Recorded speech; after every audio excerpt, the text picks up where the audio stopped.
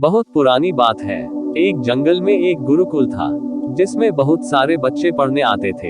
एक बार की बात है, गुरुजी सभी विद्यार्थियों को पढ़ा रहे थे, मगर एक विद्यार्थी ऐसा था जिसे बार बार समझाने पर भी समझ में नहीं आ रहा था। गुरुजी को बहुत तेज से गुस्सा आया और उन्होंने उस विद्यार्थी से कहा, जरा अपनी हथेली तो दिखाओ बेटा। विद्यार्थी ने हथेली गुरुजी के आगे कर दी।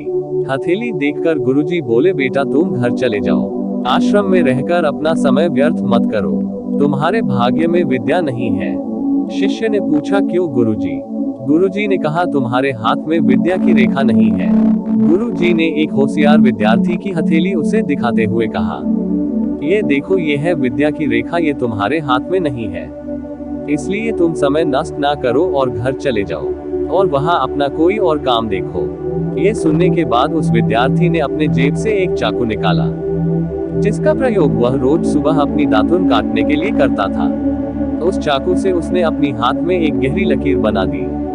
हाथ में खून बहने लगा। तब वह गुरुजी से बोला, मैंने अपने हाथ में विद्या की रेखा बना ली है गुरुजी। ये देखकर गुरुजी द्रवित हो गए और उन्होंने उस विद्यार्थी को गले से लगा लिया। गुरुजी बोले, बेटा तुम्हें विद्या सीखने से कोई ताकत नहीं रोक सकती है।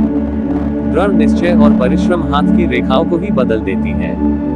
दोस्तों, वह विद्यार्थी आगे चलकर महर्षि पाणिनि के नाम से प्रसिद्ध हुए, जिसने विश्व प्रसिद्ध व्याकरण अष्टाध्यायी की रचना की है।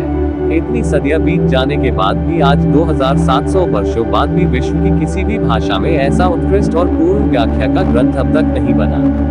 तो दोस्तों, इस कहानी की शिक्षा ये है कि लोग चाहे जो भी बोले, हम हर एक को गलत साबित करते हुए अपनी लगन और कठिन परिश्रम के दम पर जो चाहे वो सब कुछ हासिल कर सकते हैं।